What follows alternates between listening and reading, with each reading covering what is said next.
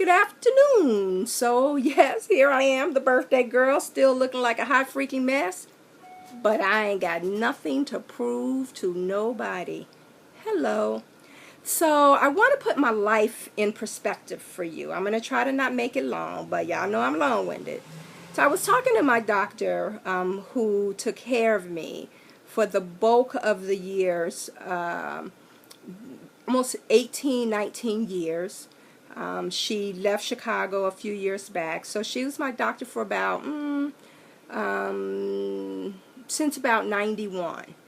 And I came to MarchCon right when I'd made a transition to AIDS. And you know, back then the life expectancy was 3 years. Like, if you lived past 3 years with full-blown AIDS, you were a long-term survivor.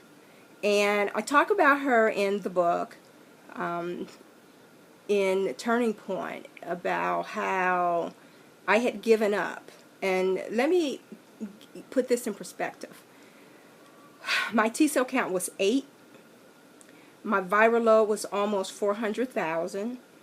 I had wasted away. You know how you see those gaunt, you used to see those gaunt people, white men, look like the kiss of death with AIDS. Well, I was a size 0. I was on my way up out of here. I was having chronic yeast infections, irregular menstrual cycles. I was wasting.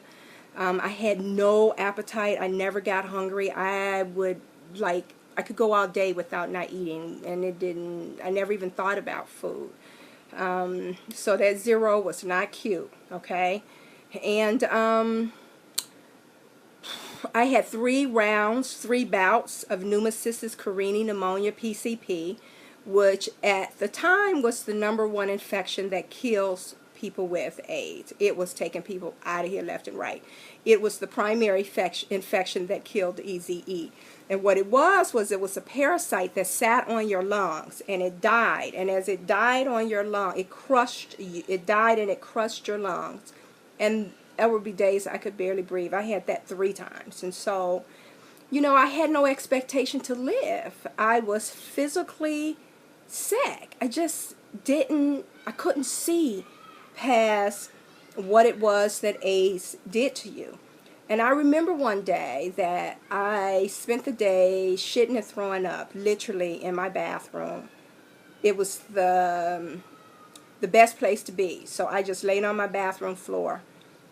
And when I finished pooping and throwing up, I took a bath, the diva that I am, put some body cream on, put some fresh pajamas, and I went and called my doctor. And I said to her, the quality of my life is more important than how long I live. I figured that it was time. Like, I couldn't live like this. I couldn't live shitting on myself every day. The fatigue was so extreme, there would be days I could barely hold my body up. I just was like, and she cussed me out. She started screaming. She was like, no, you can't do this. You can't do this. I remember she said, you've got to give me time. And the interesting thing about having an awesome doctor, my doctor's an activist doctor, so she has been working in movements forever. She's been, you know, doing her thing. You know, she's a doctor for the people, for real. She's opened up an AIDS clinic in Rwanda, and years ago, so not just yesterday when it became popular. And but she had never told me I was dying. But that day that I called her and declared that I was done, that I was sick of this medication, I could hear something in her voice that said, if you quit, you will surely die. And that scared me, because I didn't really want to die. I just wanted life to be better. I had just started protease inhibitors, which was the turn in treatment for HIV, had just came along. I was on a drug called ritonavir, Norvir is the other name. I was on that, 24 pills a day just by itself, 12 pills twice a day, and then my additional HIV medication. I just given up. And my doctor fought for me. She fought for me. And I tell people that she fought for me when I couldn't fight for myself. Okay, I'm not going to cry. she fought for me when I couldn't fight for myself. And she and I were talking today, and we were just crying, and she said, you fucking did this. That's another reason why I like her, because she said, you fucking did this. You did this. She was like, you beat the odds. You all think about AIDS now, when it's all of these 30-something HIV medicines.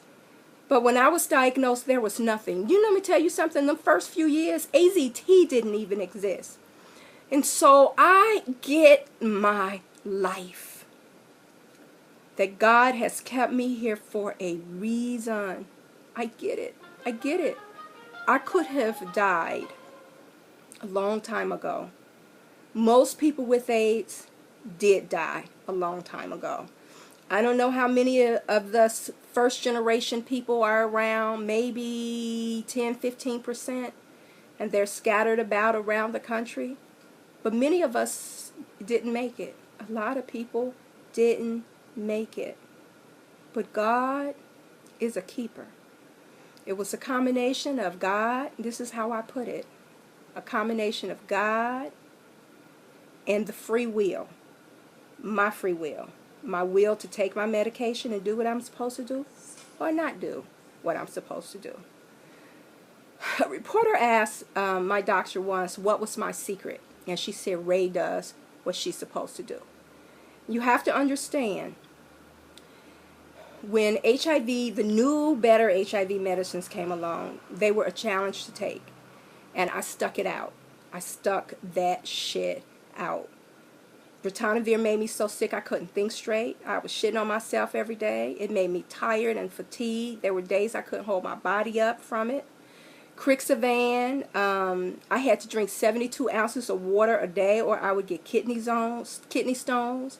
And then it started to reshape my body. I got this fat chin. I have a hump in my neck. I have this fat ass belly. And so I've had to suffer through the side effects. Now, one of the medicines I take give me headaches, and sometimes the headache is there. The point is that living with AIDS is hard. It is difficult. Just the day-to-dayness of living with AIDS is hard. And so when people dump shit on me, I have to deal with the extra hardness. People make it hard. The stigma, the shame around HIV makes it harder to live. And I am just so great. I'm just grateful that God has given me balls. He has given me some fucking balls, okay? And that's the thing that keeps me going. God's given me something extra to push back, the ability to push back. And so honestly, I thought I'd be dead. I'd go to high schools and I'd tell the freshmen to stand and I'd say, by the time you graduate, I'll be dead. The expectation was death. The Bible and the Quran both says that man plans, then God plans. And that is so true. I didn't know that I could endure this. I didn't know. Whitney Houston said I didn't know my own strength. I didn't know my own strength. But today, May 22nd, 2012, I get it. I'm a strong-ass black woman. God didn't build me to break. I may crumble. I may fall down. But my ass get right back up. I tell people all the time, it's not that you fall down in the shit. It's how long you wallow in the shit. I don't do that. I keep it moving. And so, I'm so grateful for life when the expectation was death. I'm so grateful that God's plan for my life was bigger than anything I could have imagined on this planet.